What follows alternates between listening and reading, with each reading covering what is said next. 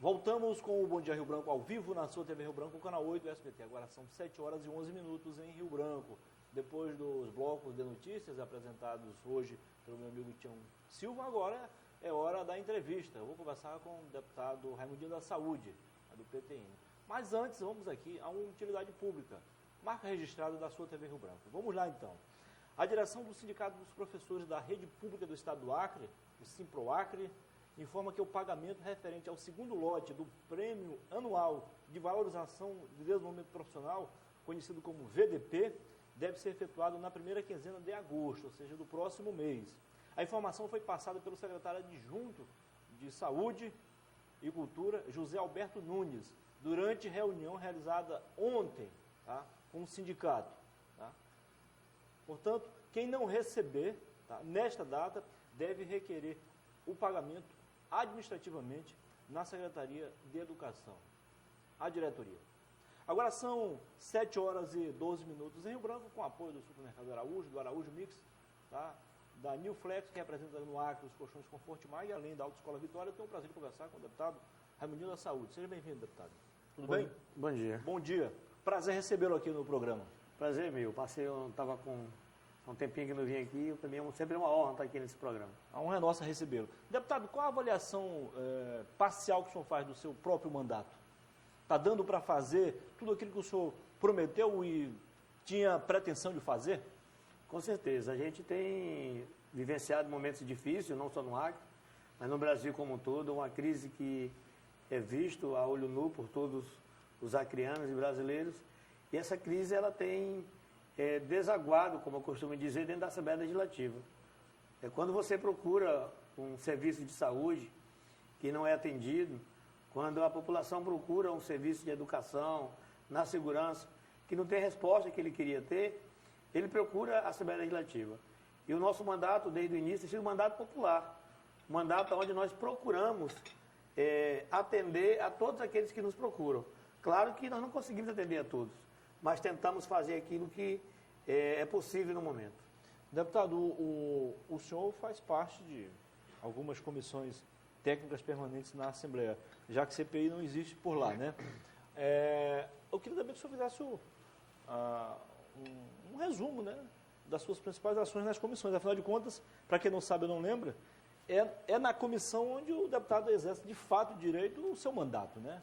Com certeza. A comissão é um dos instrumentos onde é usado para desenvolver um trabalho dentro da Assembleia Legislativa. É onde o deputado tem mais força, digamos assim, né? Com certeza. Nós tivemos, o Muniz, esse ano ainda, nós tivemos visitando a grande parte das unidades de saúde, tivemos visitando alguns presídios no estado do Acre, e nós procuramos, são esses hoje, eu creio que são esses os dois grandes problemas hoje enfrentados pela população. É a questão da segurança e a questão do serviço de saúde. E nós temos acompanhado, nós temos feito, inclusive, visitas, e cada visita que a gente faz numa unidade de saúde dessa, nós fazemos relatórios, nós encaminhamos esses relatórios para a Secretaria Estadual de Saúde, nós procuramos o governo do Estado, encaminhamos para a Casa Civil e ficamos diariamente cobrando, porque a voz do deputado, como diz a própria, o nome do parlamento, é falar, é reivindicar.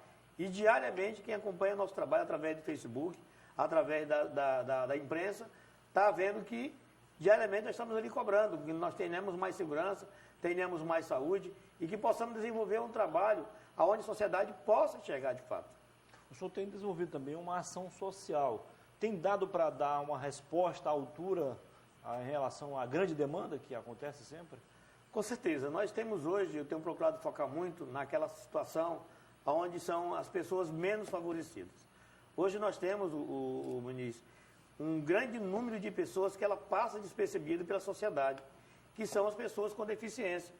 Hoje, quem não tem nenhum tipo de deficiência, passa por um cadeirante e acha aquilo como ele estivesse vivendo as mil maravilhas, mas não sabe a dificuldade de adquirir uma cadeira de rodas, não sabe a dificuldade de adquirir uma muleta. Uns até acham que eles são privilegiados. Exatamente. A grande maioria das pessoas com deficiências, elas recebem por mês um salário mínimo, que não dá para comprar os medicamentos, imagina, a alimentação.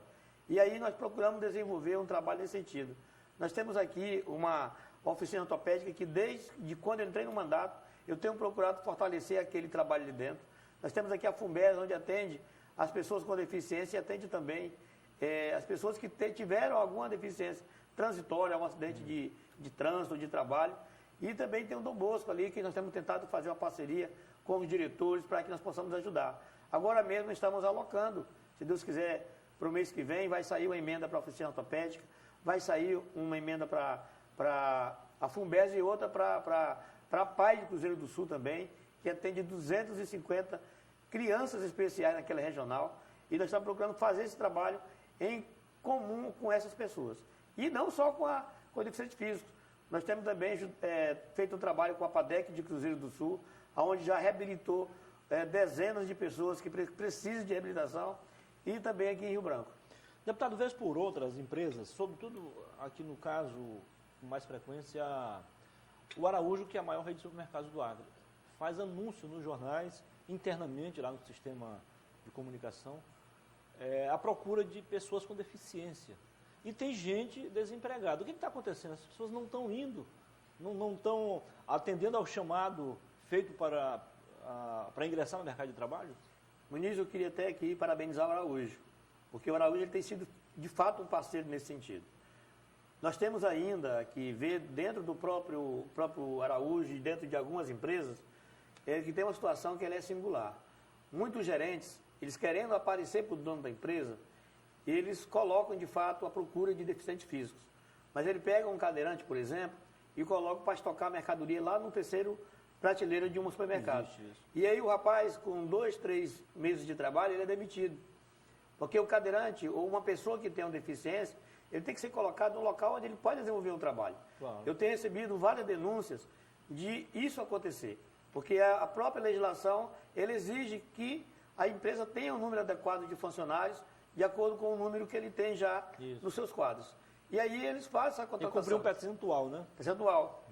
E às vezes eles fazem a constatação. Só que em seguida demite, alegando que o funcionário ele não tinha condições de trabalhar. E aí fica esse jogo. E nós temos aqui exemplos de deficientes que trabalham e desenvolvem seu trabalho por muito tempo. Eu, por exemplo, tenho uma perna mecânica. Eu dei plantão dentro da semi-intensiva do pronto-socorro, cuidando de 8 pacientes gravíssimos e nunca tive nenhuma intercorrência, nenhum problema. Eu acho que falta as pessoas olharem para essas pessoas não com olhar de piedade, mas olhar dando oportunidade para que ela possa desenvolver um trabalho. Que aí sim elas vão desenvolver um trabalho para auxiliar, inclusive, no crescimento das empresas. É porque, exceto alguns casos isolados, a maioria é muito dedicado. Muito dedicado. Muito eficiente. Claro que são deficientes eficientes. É claro que tem aqueles também que não como existe em toda a comunidade, em todo lugar, existem aqueles bons e aqueles que não querem nada também. Claro. E nós não podemos passar a mão por cima. Tá. Como é que fica agora? Houve algumas mudanças no sentido do processo de negociação com os servidores públicos, do governo. Como é que o senhor está se situando nesse processo aí, deputado? Muniz, nós, como eu coloquei no início, nós estamos vivenciando um momento muito difícil para toda a sociedade. Nós temos que não olhar só as questões que são ruins, mas temos que ver que o governo do Estado do Acre ainda é um dos governos que está pagando o salário dos servidores em dia. Ao mesmo tempo, Muniz, eu vejo com tristeza, hoje, nós, funcionários da saúde, porque eu tenho certeza absoluta que eu vou me aposentar como servidor da saúde. Não vou me aposentar como deputado. Eu quero me aposentar no mínimo de dignidade. E eu vejo hoje os servidores de saúde me procurando, chegando para a aposentadoria e pedindo para não se aposentar, porque eles vão ganhar R$ 1.400 quando se aposentam. Eu tenho dado um exemplo aqui, que eu dou esse exemplo e dou com prazer aqui, que é o exemplo da Polícia Militar. São guerreiros, são trabalhadores, pessoas que merecem, inclusive, ganhar mais. Mas um aluno da Polícia Militar hoje, quando ele entra para trabalhar como aluno da Polícia Militar, ele está ganhando o salário de um enfermeiro com nível superior que passou 6 anos numa faculdade. E tem que ganhar mais ainda. O aluno policial tem que ganhar era 7 mil, 8 mil. Quem está ganhando pouco é o servidor da saúde. Hoje, o trabalhador da saúde, hoje, quando ele chega no nível médio, quando ele vai aposentar, recebe mais de R$ 1.400. R$ 1.500. Isso, para mim, eu tenho um sentimento de revolta muitas vezes. É trabalhador que termina a sua carreira adoecido, com várias patologias.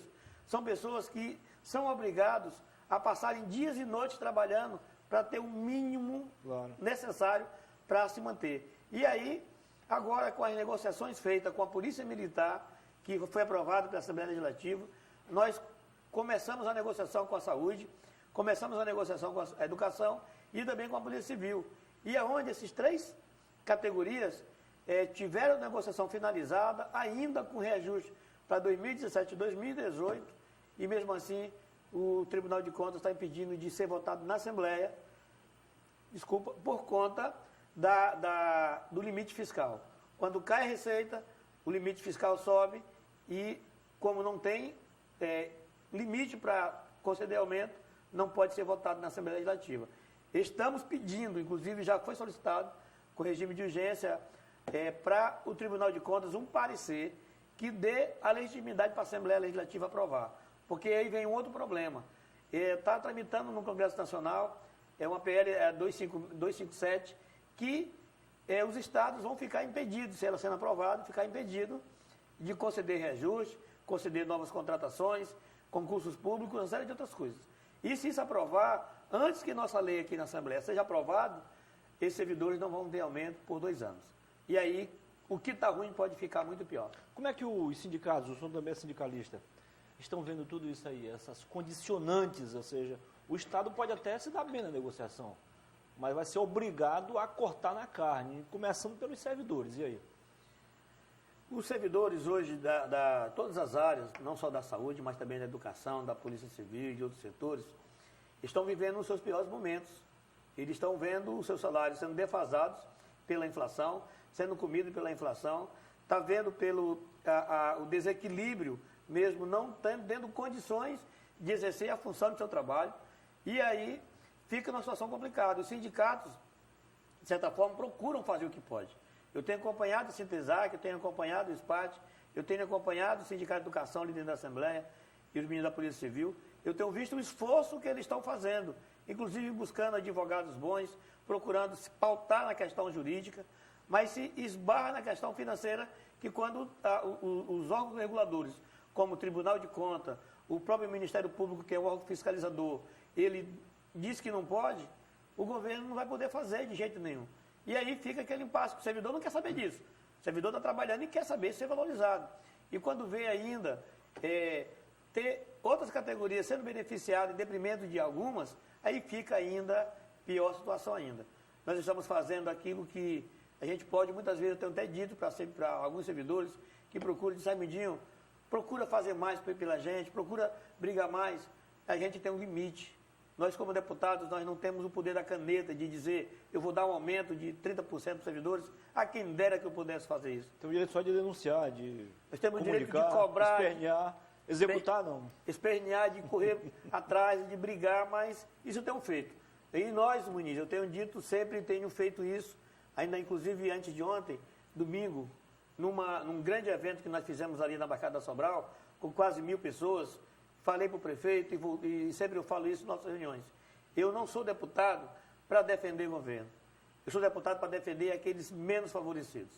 Sabe por quê, Muniz? Porque nós, como parlamentares, nós temos que olhar para a sociedade como um todo e ver que são eles que de fato precisam. Claro, nós não podemos estar ali dentro da Assembleia ou na Câmara Municipal batendo palma e mesmo quando as coisas estão erradas, dizer que estão erradas.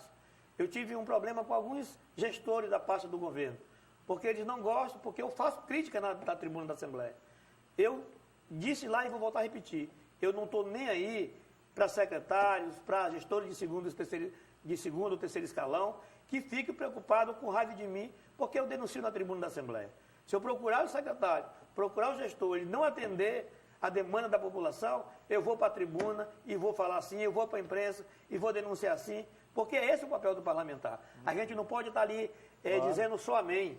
Você tem que estar do lado quando está certo. Muitas vezes, Muniz, o governo do Estado e a prefeitura mesmo, de vários municípios, não só de Rio Branco, elas ficam impedidas de fazer certas coisas, porque o próprio gestor, para não perder o cargozinho dele de gestor, ele quer passar para o prefeito, passar para o governador, que está tudo bem. Como existe hoje dentro da Fundação Hospitalar. A Fundação Hospitalar hoje está passando por um problema difícil. E quando a gente vai lá que cobra, aí a diretora diz, você quer furar a fila do sistema? Não é fratura do sistema, Muniz. Quando tu vê um paciente que está com 1 ano esperando a cirurgia de catarata, ele dirige o seu carro para sobreviver, ele precisa renovar a carteira dele, só não renova se não tiver a carteira, se não tiver feito a cirurgia, ele tem que ter prioridade. Concordo plenamente. Você vê um velhinho de 80 anos que vem de Cruzeiro do Sul, que lá não tem atendimento de cirurgia de catarata, que vem para cá, eu vou para a fundação e cobro. Quando eu fui agora, outro dia, um tempo desse na SEAB, cobrar casas para pessoas com deficiência, que outros estavam passando por cima. Os produtores rurais também? Produtores rurais. Quando a gente está lá cobrando, o secretário ficava com raiva, você não deve cobrar, eu digo, eu devo cobrar, porque quem me elegeu foi a população, claro. E é eles que eu represento. Conversei aqui com o deputado Raimundinho da Saúde, do PTN. Deputado, foi um prazer recebê-lo aqui, parabéns pelo seu trabalho. Obrigado, e eu agradeço demais aqui a TV Rio Branco, que sempre está com as portas abertas para atender a população, e te agradecer, que sempre sou muito bem recebido aqui nesse programa. Muito obrigado. Antes de encerrar, hoje é um dia especial para o nosso amigo Narciso Mendes, nosso patrão, nosso amigo, nosso irmão, né? À noite a gente vai ter mais tempo para falar do Narciso, porque é importante. Narciso é um paizão para todos nós aqui, não é só um patrão, né? Como eu convivo mais tempo com ele do que com meu próprio pai, ele é como se fosse meu segundo pai. Parabéns, doutor Narciso, que Deus ilumine sempre o seu caminho, da sua família, da dona Célia, da sua esposa, tá? Dos filhos, dos amigos, enfim. Que o senhor continue a ser essa pessoa feliz e que promova a felicidade sempre para quem vive ao seu redor. Muito obrigado a todos. Daqui a pouquinho tem mais uma edição do Estúdio 8, comandado pelo Floriano de Oliveira e participação especial da Lília Camargo. À noite eu volto às 8h15 com o Boa Noite Rio Branco. É a TV Rio Branco e o SBT fazendo o melhor para você. Então continue com a TV Rio Branco, porque a TV Rio Branco continua com você. Agora são 7h28. Bom dia.